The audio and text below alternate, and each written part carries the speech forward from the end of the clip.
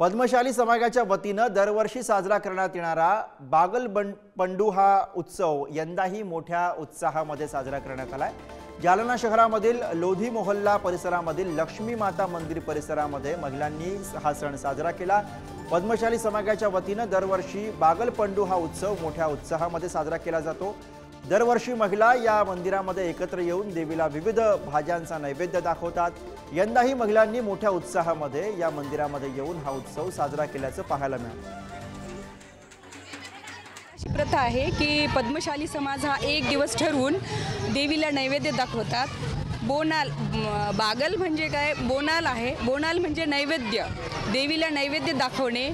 त्यामध्ये दही भात, हिरवी भाजी, दिवे, फळं, तसंच लिंबाचा पाला कळसात घेऊन स्त्रिया काय करतात, यामध्ये पाणी, नवीन पाणी घेऊन लिंबाचा पाला वगैरे देवीला अर्पण करतात, नैवेद्य दाखवतात। आणि आजच आपल्या पद्मशाली समाजात जालन्यामध्ये पूर्ण समाज हा एकत्र येऊन हा एक दिवस सण ठरवतात आणि आज प्रत्येक जण येऊन ह्या देवीला, लक्ष्मी मातेला नैवेद्य दाखवतात।